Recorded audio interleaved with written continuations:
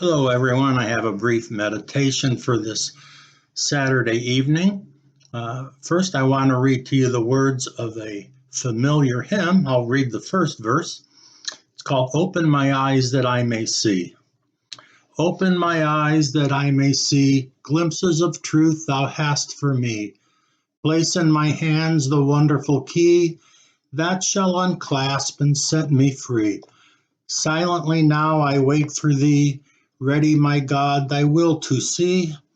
Open my eyes, illumine me, Spirit divine. Having our eyes opening to the truth of God and of the forces of blessing and goodness around us are key to the Christian faith, or to any faith for that matter. From the book of 2 Kings, there's a wonderful story about the prophet Elisha. Now, he's not going to be confused with his mentor, his teacher, the great prophet Elijah. Elisha is the second one. It has an SH in it, an S for second or servant or son. So that's how you can remember he's the younger one.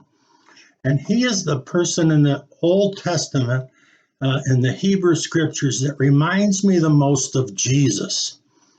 He heals people. He heals lepers.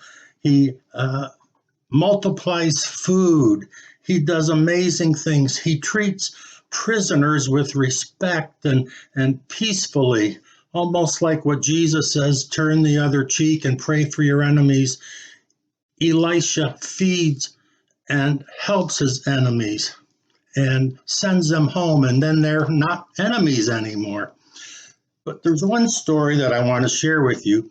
The Syrians, or the Arameans, are after Elisha. They believe he is somehow sneaking into their conversations through ESP or something, and he knows everything that they're going to do. So the king of the Arameans says, go get him. Kill him or surround him, bring him back here, but we have to get rid of Elisha the prophet. So he sends a great army against Elisha. And it says he sent horses and chariots and a great army there. And they came by night and surrounded the city where Elisha was. Now, when the servant of the man of God had risen early and gone out, behold, there was an army with horses and chariots circling the city. And the servant said to him, Alas, my master, alas, Elisha, what shall we do?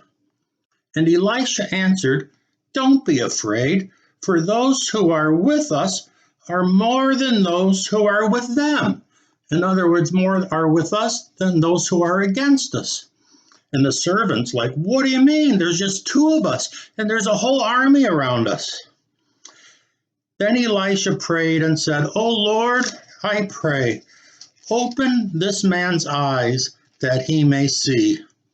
And the Lord opened the servant's eyes, and he saw.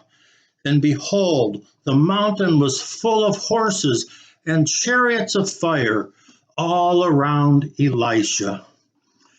The army of God, which was invisible to the human eye, invisible to the servant, until the Lord opened his eyes by faith to what was around him.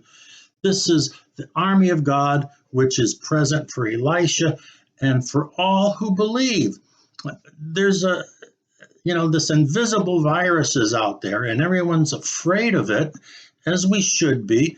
But there are scientists and there are doctors working on it. But more than that, there's an invisible army of God.